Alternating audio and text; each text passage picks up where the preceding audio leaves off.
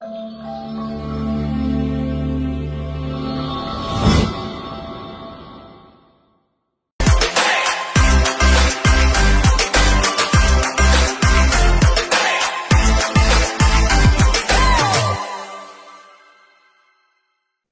Sobat Bisa BO, bincang santai bersama organisasi. Nah ini hari pertama kita syuting atau tag terkait dengan podcast kita Bisa BO. Dan Alhamdulillah hari ini kita kedatangan narasumber yang sangat kompeten di bidangnya. Episode kali ini kita coba membahas terkait dengan reformasi birokrasi di pemerintah daerah. Nah, telah hadir bersama kita Bapak Abdul Aziz Daeng Matantu. Beliau ini merupakan kalau bisa dibilang bapaknya reformasi birokrasi di pemerintah provinsi Sulawesi Tengah. Semoga bisa menasional dan bisa memberikan dampak untuk secara nasional. Ya, silakan Pak Aziz. Saat ini apa kesibukannya dan menjabat apa? Ya. Karena saya dengar Bapak ini sudah beralih ke fungsional ahli madya. Ya, betul sekali. Sambil menjabat PLT Kasubag Reformasi Birokrasi. Memang belum ada yang bisa menggantikan Bapak. Silakan. Baik, terima kasih Pak Ansar atas undangannya menghadiri kegiatan ini, podcast Bincang Santai bersama Biro Organisasi. Memang untuk tahun ini 2025, alhamdulillah sebelum di tahun masuk tahun 2025, 1 Desember 2024 kemarin saya sudah beralih ke jabatan fungsional. Alhamdulillah kemarin sempat ikuti uji kompetensi beralih jabatan dari Kasubag Reformasi Birokrasi ke fungsional analis SDM aparatur di biro organisasi juga sebenarnya. Nah, tahun 2025 juga bersamaan dengan beralihnya tadi juga diamanatkan sebagai PLT Kasubag Reformasi Birokrasi. Seperti itu Pak Ansar, posisi saya saat ini selain sebagai Jafung tadi, ya, saya juga sebagai PLT Kasubag RB. Tadi yang Pak Ansar sampaikan belum ada yang bisa menggantikan, kayaknya masih banyak Pak Ansar. Banyak saat ini mungkin belum ada. Iya betul. Seperti itu. Berarti perlu ada kaderisasi lagi Pak? Iya, memang ada beberapa teman-teman ya di biro organisasi itu sudah saya anggap sudah boleh lah dalam hal bagaimana terkait dengan reformasi birokrasi, sudah mengetahui, sudah bergelut ya dengan reformasi birokrasi itu seperti apa. Jadi banyaklah kader-kader yang ada di biro organisasi yang bisa yang mumpuni untuk menempati posisi Kasubag Reformasi Birokrasi ini. Sudah siap kadernya? Iya, gitu Pak Ansar. Kesibukan saat ini lagi apa Pak? Ada kegiatan apa program di TW1 ini? Sudah masuk TW2 ini? Iya. Untuk tahun ini di RB ya, di triwulan 1 kemarin kami lagi menunggu kebijakan baru dari pusat kaitan dengan perubahan dari Perpres 81 2010 tentang Grand Design Reformasi Birokrasi. Nah, memang untuk tahun ini ada banyak regulasi yang akan dikeluarkan oleh Kementerian PAN-RB kaitannya dengan reformasi birokrasi, karena memang beralih jabatan ya dari Presiden Joko Widodo ke Presiden Prabowo Subianto itu juga mempengaruhi beberapa jumlah kementerian ya, termasuk jumlah kementerian. Program reformasi birokrasi pun akan berubah. Cuman untuk TW1 ini kami masih fokus dengan membenahi RB di perangkat daerah yang ada di Provinsi Sulawesi Tengah. Mungkin seperti itu, Pak. Okay. Nah, berbicara terkait RB di Pak Aziz, ini kan mungkin teman-teman sobat ASN bahkan masyarakat ini masih bingung ini. Ya. Apa reformasi birokrasi? Boleh mungkin dijelaskan, di-spill sedikit Pak, terkait reformasi birokrasi. Iya. Jadi terkait dengan reformasi birokrasi sebenarnya di dalam Grand Design 2010-2025 kemarin itu Grand Design Reformasi Birokrasi mewujudkan birokrasi kelas dunia ya, dari sisi dari kebijakan pusat seperti itu.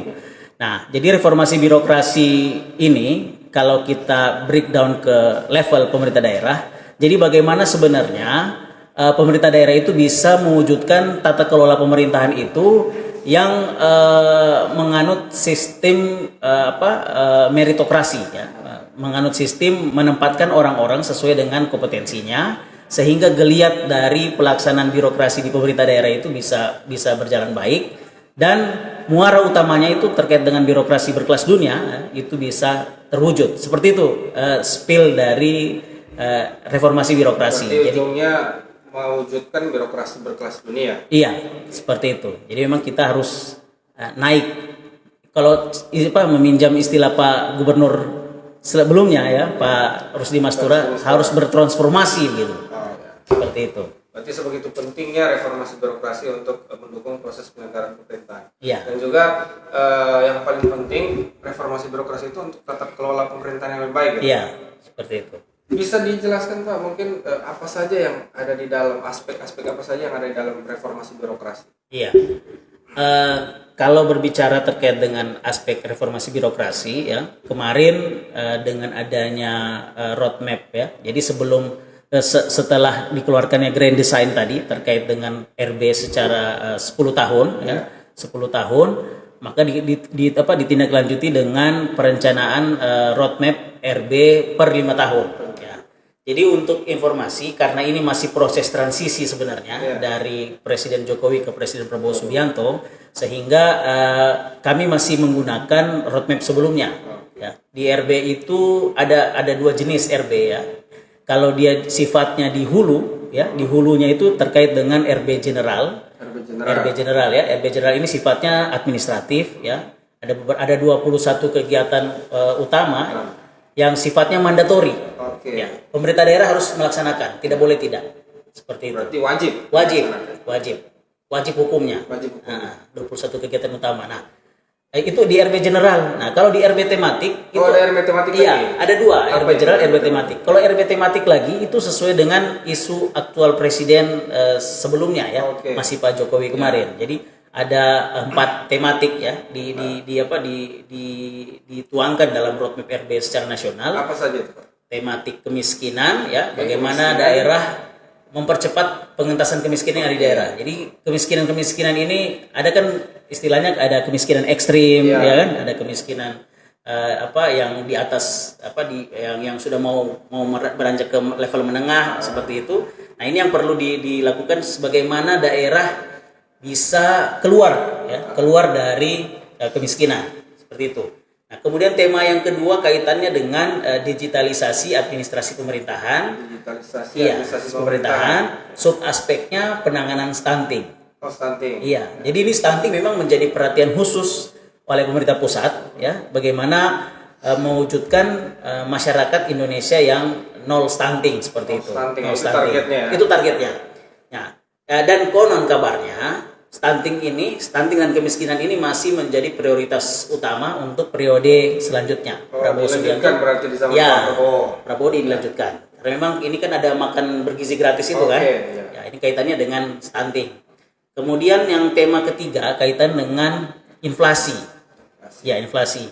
Jadi kan setiap hari Senin, ya, Kemendagri sudah menjadwalkan ada rapat TPID, ya, tim pengendali inflasi daerah.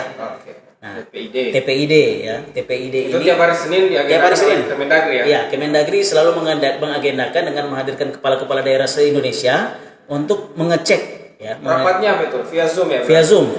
Ya, jadi mengecek sejauh mana tingkat inflasi di semua daerah.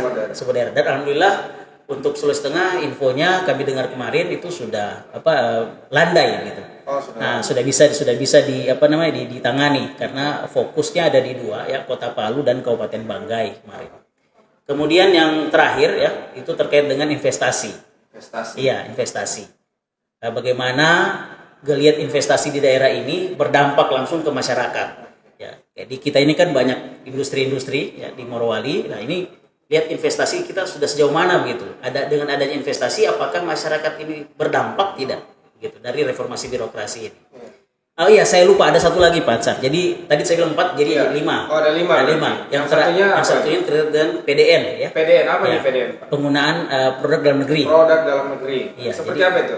Nah, jadi dalam penggunaan produk dalam negeri ini pemerintah pusat itu mengagendakan untuk semua pemerintah daerah, seluruh pemerintah daerah itu dalam hal pengadaan barang dan jasanya Ya. itu harus ada termuat nilai TKDN di dalamnya. TKDN. Iya. TKDN apa ini? Biar sobat iya. bisa BO paham nih apa Iya, TKDN. TKDN itu adalah semacam apa namanya komponen ya, komponen yang menyusun dalam suatu barang ya, barang maupun jasa itu sudah ada keterlibatan ataupun produk dalam negeri sudah masuk di dalam sebuah barang tersebut. Jadi di situ bisa dilihat nilai komponen dalam negerinya ada berapa, gitu. Ada berapa persen dari sebuah barang. Ada persentasenya. Nah itu terkait dengan PDN ini itu menjadi isu aktual Presiden Joko Widodo kemarin. Nah, berarti mencintai produk dalam negeri kira-kira seperti iya, itu. seperti itu. Ada tagline Bangga Buatan Indonesia. Bangga Buatan Indonesia. Ya. Nah, cuman kami dapat info juga. Ya. Ini konon katanya untuk PDN ini tidak menjadi prioritas lagi untuk Presiden Prabowo ya dikarenakan informasinya bahwa ada beberapa produk ya, karena ini kita sifatnya global ya kan, apalagi ini ada perang dagang ya antara Amerika dan Cina ya. Betul. Ini sangat relevan dan mempengaruhi dalam negeri seperti itu. Nah tentunya ini yang menjadi isu aktual Presiden Prabowo untuk melihat apakah masih relevan lagi tidak penggunaan program negeri ini bagi kita, utamanya di kesehatan ya, karena kita tahu sendiri bahwa alat kesehatan ini memang unsur TKDN-nya sangat kecil ya. Lebih banyak dari produk luar Betul, negeri. Ya? Lebih banyak produk luar negeri yang masuk yang bisa dijadikan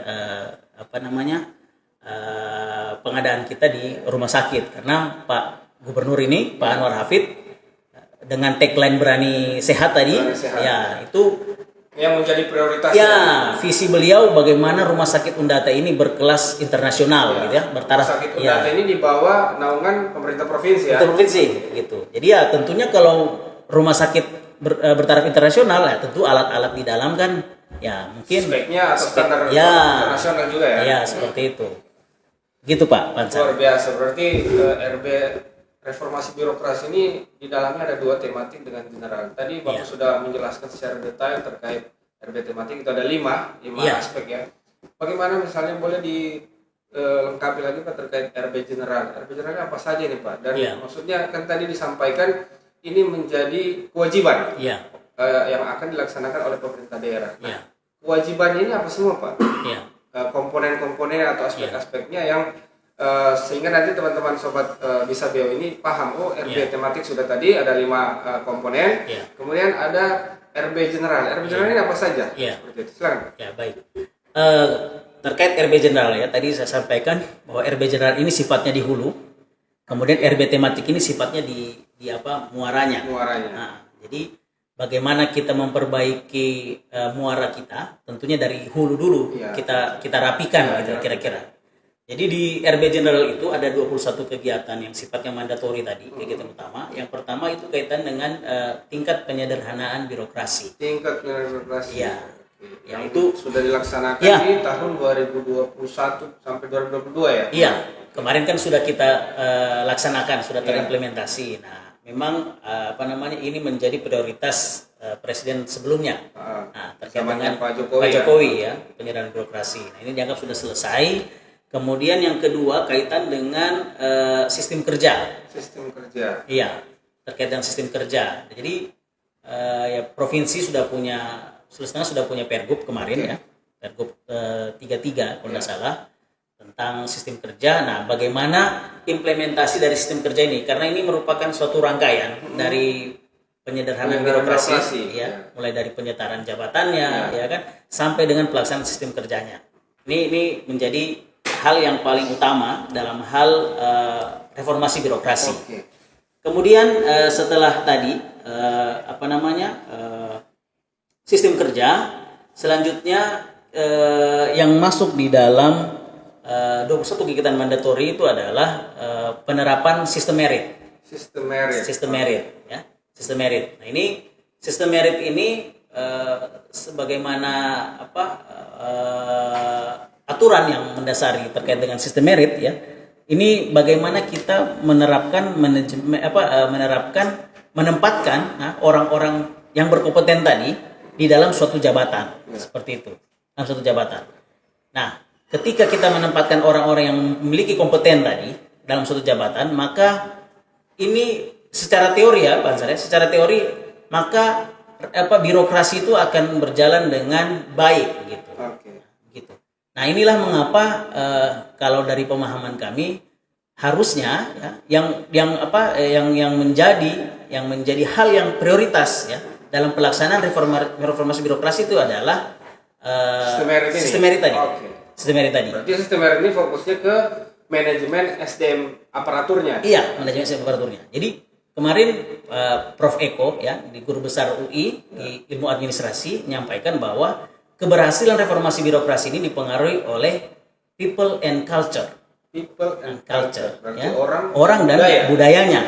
Itu kalau dipresentasikan 70% itu yang mempengaruhi cepat tidaknya pelaksanaan RB ini adalah people and culture tadi. Orang dan budayanya. Itu yang perlu di normalisasi terlebih dahulu. Seperti itu kira-kira. Ya, teman-teman sobat Bisa BO, jadi untuk mempercepat reformasi birokrasi, jadi ada dua. Ini pernyataan yang disampaikan oleh Guru Besar Prof Eko Prasojo ya, Pak? Betul. Ya, Prof jadi, Eko. People and culture, orang dan budaya. Budayanya. Silakan, Pak. Seperti itu. Nah, 70% tadi orang dan budayanya. Ini mengapa reformasi birokrasi itu bisa cepat kalau hal yang 70% tadi dulu yang kita benahi di daerah. Seperti harus selesai dulu ini. Harus selesai dulu. Kalau belum selesai berarti yang lain tidak bisa jalan. Iya. Atau tetap bisa jalan tapi tetap bisa jalan tapi apa ya? Mungkin pincang barangkali. Ya, kurang inilah. Kurang maksimal lah kira-kira. Nah, karena memang ada di beberapa daerah itu kurang memperhatikan yang namanya people and culture tadi ini, orang dan ini. Jadi kalau di sistem birokrasi kita di Indonesia ya jarang melihat bahwa manusia ini sebagai aset. Oke, manusia sebagai aset. Nah, itu maksudnya apa itu, Pak? Maksudnya begini. Kadang kan dalam sistem pemerintahan yang dianggap sebagai aset itu adalah barang. Oke. Barang, ya kan? Mobil mungkin. Mobil, laptop, ya kan? Mobiler, itu aset. Itu aset dan harus dipelihara. Ya kan? Kalau rusak diperbaiki, ya kan? Nah, kadang orang melupakan yang menjalankan barang tadi. Yang menjalankan aset. Aset tadi. Dia juga disebut aset. Dia terpenting sebenarnya dia. Iya, aset terpenting adalah manusianya tadi ini, ya. Makanya kenapa harus ada pengembangan kompetensi seseorang, harus melihat soft skill seseorang itu, dia cocoknya di mana. Nah, inilah tugas seorang pimpinan untuk melihat hal-hal yang seperti itu. Itu kalau ingin RB kita bisa lebih maju, itu tadi di people and culture tadi 70%. Dan sistem merit tadi harus diperkuat. Iya, harus diperkuat. Dan 30%-nya ada di mana? 30% ada di tools ya. Jadi aplikasi sistem. Jadi walaupun sistem kita bangun sudah sedemikian rupa, menggunakan teknologi AI dan segala macam, sudah canggih. Kalau 70%-nya belum selesai, belum maksimal juga seperti itu. Nah, apakah kita mau serius yang mana ini, yang 30% atau 70%? Nah, makanya kenapa penerapan sistem merit ini kaitannya dengan manajemen talenta, ya kan, sudah melihat istilahnya kalau di perusahaan itu lebih cenderung ke HRD-nya berarti ya, HRD-nya, Human Resource Development-nya ya. Itu. Jadi makanya kenapa BUMN perusahaan-perusahaan itu bisa lebih cepat ya geliatnya dibanding kita yang di birokrasi ya. Itu teori ini mungkin yang dijadikan landasan oleh pemerintah pusat dalam hal ini Kemenpan RB dalam hal mengeluarkan kebijakan-kebijakan ya. Perlu diingat mungkin Pak Ansar, kadang pemerintah itu kurang melihat tidak melihat pangsa pasar gitu ya. Maksud saya begini, dalam mengeluarkan sebuah kebijakan perlu melihat pasarnya untuk siapa gitu ya. Apakah ini untuk generasi yang baby boomers kah, generasi X kah, Y kah, Z kah? Ya, seperti itu. Jadi tentunya kita sudah harus melihat secara keseluruhan ya, bagaimana demografi kita, usia-usia produktif itu di mana. Nah, siapa penikmat kebijakan ini? Kalau seandainya penikmat kebijakan ini adalah generasi-generasi yang Z ya, Z alpha ya, Nah, tentunya kita sebagai pembuat kebijakan ya, seperti yang Pak Gubernur Pak Anwar Hafid sampaikan bahwa fungsi pemerintahan kan ada dua. Ya. Apa itu, Pak? Mengatur dan mengurus. Mengurus. Oke. Ya, mengatur Berarti apa itu, Pak? Kita buat regulasi atau ya, apa? Mengatur lewat kebijakan tadi yang saya sampaikan dan regulasi yang kita buat, ya kan? Jadi kalau di provinsi peraturan gubernur atau perda. Ya, itu perda. Oke. Nah, jadi ketika membuat sebuah peraturan daerah, peraturan gubernur, eksekutif ya, pemerintah daerah harus melihat siapa pangsa pasarnya. Oke. Berarti ada semacam kajian juga. Ya, perlu ada kajian akademis mungkin ya. Jadi sebelum ditetapkan berarti harus di semacam ada apa? Seminar mungkin ya. Seminar atau apa begitu dengan melihat pangsa pasar tadi itu. Jadi jangan sampai nanti kebijakan sudah diambil ditetapkan bertentangan dengan kondisi di lapangan. Oh, begitu. Nah, makanya kenapa tadi selain yang berapa tadi 4 tadi yang sudah saya sampaikan sistem merit di dalam reformasi birokrasi di dalam 21 kegiatan utama itu ada 2 hal yang mendasari untuk terkait dengan fungsi mengatur tadi sebagaimana Pak Gubernur sampaikan. Ada terkait dengan indeks reformasi hukum. Indeks reformasi hukum. Ya, ini masuk dalam bagian reformasi birokrasi juga. Berarti salah satu komponennya. Iya, salah satu komponennya pembentuk RB. Nah, ini bagaimana kita melihat deregulasi sebuah kebijakan ya. Apakah kebijakan ini masih relevan tidak untuk kita gunakan atau sudah tidak atau memang sama sekali sudah kadaluarsa seperti itu kan? Perlu dilakukan revisi. Perlu dilakukan revisi, perlu direview kembali aturan-aturan yang sudah dikeluarkan. Nah, selain indeks reformasi hukum untuk menunjang yang tadi, juga ada namanya indeks kualitas kebijakan. Indeks kualitas kebijakan. Ya. Jadi setiap kebijakan yang dikeluarkan oleh pemerintah daerah yang sifatnya mengatur ke masyarakat itu perlu dilakukan pengukuran sudah berkualitas enggak kebijakan yang kita keluarkan atau tidak. Berarti ada alat ukurnya. Ada alat ukurnya gitu. Itu yang keluarkan kalau misalnya IRH indeks reformasi hukum itu siapa yang menilai, Pak? Kemudian IKK siapa yang menilai? Ya. Kalau untuk IRH sendiri itu yang mengeluarkan adalah Kementerian Hukum dan Kementerian Hukum ya. Yang sekarang kan Kementerian Hukum kan. Kalau kemarin Kemenkumham istilahnya. Cuman karena ada pemisahan antara hukum dan HAM, maka yang menilai adalah Kementerian Hukum. Kemudian untuk indeks kualitas kebijakan itu ada LAN yang mengeluarkan nilai. Lembaga Administrasi Negara.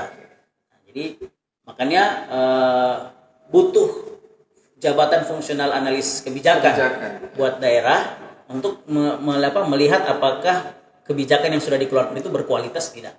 Seperti itu. Harus ada evaluasi setiap tahun. Jadi jangan hanya mengeluarkan kebijakan tapi kita tidak lakukan evaluasi. Seperti itu. Nah, itu sudah yang keberapa Pak Ansar? Kelima ya? Kelima. Kemudian selanjutnya ada yang namanya ZI, pembangunan zona integritas. ZI, zona integritas. Zona integritas. Nah, itu zona integritas ini kaitan dengan fungsi pengawasan oleh teman-teman inspektorat ya, APIP di internal kita, internal pemerintah daerah. Ini terkait dengan ZI, sudah sejauh mana unit kerja itu menerapkan zona integritas seperti itu. Nah, kemudian setelah zona integritas ada juga nilai sakit. Apa itu sakit, Pak? Sakit ini sistem bukan sakit ya, bukan sakit. Ya. Sakit ini sistem akuntabilitas kinerja instansi pemerintah. Sistem akuntabilitas kinerja instansi pemerintah. Nah, cuman memang kadang orang salah artikan seperti tadi yang Pak Ansar sampaikan sakit gitu ya. Ya memang karena sakit ini kalau di Kemenpan RB ya ini ibarat yang memantik ya, pemantik dari RB itu sendiri. Jadi sakit ini mau melihat kesinambungan ya, karena namanya sistem tentu dia terdiri dari beberapa komposit pembentuknya. Seperti itu. Nah, ini melihat kesinambungan dari perencanaan kinerja, kemudian pengukuran kinerja, kemudian evaluasi kinerja dan pelaporan kinerja. Ada 4 hal itu yang membentuk dari sakit ini, yang sistem tadi itu. Nah, ini nanti berkaitan juga dengan sistem merit tadi, Pak Ansar. Oh, ada hubungannya? Ada hubungannya. Hubungannya di mana itu, Pak? Nah, hubungannya seperti ini, Pak Ansar. Di sakit itu kan dia cenderung melihat kinerja sebuah organisasi. Organisasinya. Iya kan? Dari tahap perencanaan kinerja organisasinya, pengukuran kinerjanya seperti apa, ya kan? sampai dengan evaluasi dan pelaporan. Seperti itu. Nah, di sistem merit ada namanya kinerja individu. Kinerja individu. Ya, jadi keterkaitannya ini antara kinerja organisasi dan kinerja individu ini perlu dijaga gitu. Kenapa perlu dijaga? Karena bisa jadi ya kinerja organisasi bisa baik kalau kinerja individu di bawahnya baik juga. Nah, ketika misalnya kinerja organisasi tidak baik, tentu ada yang bermasalah di individu itu tadi, kinerja individu tadi. Jadi kinerja organisasi bermasalah, individunya yang harus dievaluasi. Karena yang melaksanakan kinerja ini si ASN ya. ASN-nya. Seperti itu. Nah, ini yang mengapa sakit itu penting sebenarnya. Karena ada keterkaitan. Kemudian selain sakit, ada juga kaitan dengan indeks pengadaan barang dan jasa. IPBJ terkait sudah sejauh mana. Itu di Biro Pengadaan ya? Biro Pengadaan. Jadi maksudnya ada pengampu. Kemudian ada SPBE. Sistem pemerintahan berbasis elektronik. Jadi semua serba elektronik. Serba digital ya? Serba digital. Seperti itu. Jadi bukan stasiun pengisian bahan bakar LPG, bukan. Sistem pemerintahan berbasis elektronik. Ya, itu SPBE. Nah, ini SPBE masuk juga di dalam rencana RPJMN pusat. Terkait dengan SPBE. Nah, sehingga jadi target nasional juga ya? Iya, ini masuk target nasional juga. Jadi memang ke depannya ini menjadi hal yang sangat mendukung dalam penyelenggaraan reformasi birokrasi. Selain itu juga ada pembangunan statistik ya. Pembangunan statistik dan statistik sektoral. Nah, ini yang perlu kita siapkan untuk dalam rangka penyusun beberapa kebijakan. Tentunya kita butuh data. Iya. Tanpa data kita tidak bisa tahu kan? Iya, betul. Seperti data ini sumber utama. Iya, data ini sumber utama. Data yang salah berarti yang lainnya juga keliru. Keliru semua, seperti itu. Sebagai tagline-nya statistik kan, data mencerdaskan bangsa, gitu kan?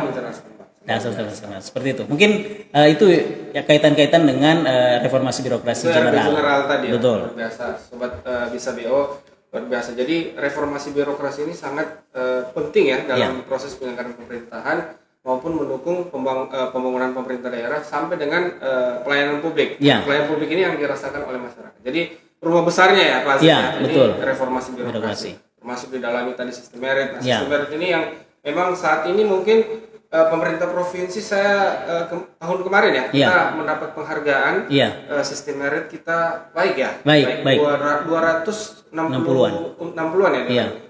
Jadi memang untuk mencapai suatu hasil termasuk sistem merit kita sebelumnya buruk ya kalau tidak salah Pak. Buruk. Alhamdulillah tahun lalu dengan berbagai usaha dan kolaborasi teman-teman BKD, organisasi dan BPSDM untuk menyiapkan datanya dan pelaksanaannya, alhamdulillah kita bisa naik. Luar biasa lompatan ini Pak. Betul. Lompatan dari buruk jadi baik dan mungkin urutan keempat kalau saya tidak salah Pak ya. Urutan keempat untuk tingkat pemerintah daerah untuk di level kategori baik. Betul. Kalau saya tidak salah pemerintah provinsi luar biasa. Jadi terkait RB memang sangat penting. Nah itu secara teoritis tadi disampaikan. Nah bagaimana Bapak melihat, Pak Aziz melihat apa tantangannya ketika maksudnya kita laksanakan di pemerintah daerah, khususnya di pemerintah Provinsi Sulawesi Tengah. Kalau Bapak lihat apa tantangannya ketika RB tematik maupun RB general ini laksanakan di pemerintah daerah? Tantangan dari pelaksanaan RB general, RB tematik adalah sebenarnya hal yang paling utama tantangannya itu adalah bagaimana komitmen pimpinan. Seperti itu. Nah, komitmen pimpinan ya, itu yang paling utama. Ya, jadi bagaimana sebenarnya kita meyakinkan pimpinan bahwa RB itu penting. Itu tantangannya. Itu tugas siapa Pak untuk meyakinkan pimpinan?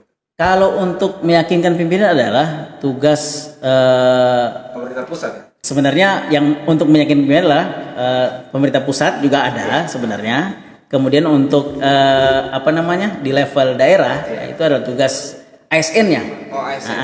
Melalui sekretaris daerah. Jadi bagaimana semacam memberikan pertimbangan. Betul. Reformasi birokrasi ini sangat penting. Oke. Harapan Bapak terkait dengan reformasi birokrasi Pak. Harapan di pemerintah khususnya di pemerintah Provinsi Sulawesi Tengah. Harapannya. Baik, harapan saya sebenarnya tidak muluk-muluk Pak Ansar ya. Jadi sebagai informasi buat sobat ASN semua bahwa nilai RB Provinsi Sulawesi Tengah itu untuk tahun 2024 kemarin 2024. ya, itu kita ada kenaikan Wih, yang luar sangat biasa. signifikan. Luar biasa. Pantas Bapak disebut Bapak reformasi birokrasi, berarti Bapak ini orkestrasi kalau saya boleh bilang, karena Kasubag RB ini mengumpulkan semua data ya. Iya. Tadi aspek mulai dari tematiknya, kemudian general ini Betul. dikumpulkan, kemudian nanti dinilai, Betul. sehingga indeks RB-nya kita bisa naik. Luar Iya. biasa. Jadi ada kenaikan signifikan Pak Ansar ya. Dia dari 62, sekian ya. Itu berapa tahun jedanya Pak? 1 tahun aja Pak Ansar. 1 tahun. Iya, jadi 2023 kemarin nilai kita di 62, sekian ya. Di tahun 2024 kemarin kan rilisnya di 2025 ini kan. Itu di 77,31. Ada 15 poin peningkatan kita ya. Tentunya ini tidak lepas dari dukungan oleh pimpinan ya. Dalam hal ini Pak Gubernur, Ibu Sekda. Berarti kalau berbicara komitmen, insya Allah sudah. Siap. Nah, jadi kalau untuk bicara komitmen, insya Allah untuk Sulawesi Tengah itu sudah siap ya. Sudah berkomitmen. Kaitan dengan bagaimana meningkatkan nilai indeks RB seperti itu. Sehingga harapan saya ya, tentu ya tidak muluk-muluk, kita memperbaiki yang seperti yang saya sampaikan tadi itu Pak Ansar. Ya. People and culture. People ya, and culture. Itu yang perlu digaris bawahi. Itu yang perlu digarisbawahi. Di people dan culture. Iya. Orang Jadi dan budayanya. Berarti budaya birokrasinya. Budaya birokrasinya. Termasuk berakhlak itu juga Pak. Betul. Oke. Indeks berakhlak ya, indeks berakhlak masuk dalam itu. Masuk dalam RB juga. RB juga. Jadi bagaimana mindset teman-teman ASN ya, khususnya di pemerintah Provinsi Sulawesi Tengah itu harus berubah gitu. Harus berubah. Karena ini zaman terus berubah ya. Dunia lagi tidak baik-baik saja. Oke. Ya. Dunia lagi tidak baik-baik saja karena ada perang global dan perang dagang juga ya. Jangan sampai hashtag kabur aja dulu ya Pak. Ya. Jangan sampai ya itu tadi kita hashtag kabur aja dari Sulawesi Tengah. Jangan, kita harus membangun Sulawesi Tengah menjadi lebih baik. Betul. Seperti visi misinya Pak Gubernur, berani. Kita harus berani. Iya. Berani. Jadi memang di RB ya kebetulan ada berani tadi. RB di berani berintegritas tadi ya. Di tagline berani berintegritas ya. Sehingga harapan saya tidak muluk-muluk di people and culture saja tadi ya. Manusianya yang perlu kita perbaiki. Bagaimana kita menciptakan manusia yang berintegritas seperti apa? Dan alhamdulillah Pak Gubernur melalui tagline berani berkahnya ini juga merupakan salah satu yang mempengaruhi perubahan budaya ya. Budaya orang yang mungkin sholat di rumah, sholat di kantor, sekarang berjamaah di masjid ya, lewat tagline berani berkah tadi. Nah, begitu. Nah, ini yang perlu kita kita perbaiki ya lewat people and culture tadi, sehingga segala macam rutinitas kita di dalam birokrasi ya, baik dari sisi tematiknya tadi, generalnya ya, terkait dengan pembangunan infrastruktur dan lain-lainnya, insya Allah itu bisa kita hadapi begitu, bisa kita tingkatkan lah kira-kira. Walaupun ada tantangan-tantangan tapi itu bisa Betul. Dengan membangun culture berjamaah tadi. Ibaratnya bersatu kita teguh, bercerai kita runtuh. Betul. Kira-kira seperti itu. Seperti Luar biasa, Sobat ASN. Materi kita hari ini, topik hari ini sangat bermanfaat terkait reformasi birokrasi, karena memang reformasi birokrasi itu menjadi rumah besar dalam proses mewujudkan tata kelola pemerintahan. Terima kasih Pak Aziz atas waktunya. Ini sangat menambah wawasan kita dan sangat inspiratif. Sampai ketemu di episode berikutnya. Tetap semangat, selalu berinovasi.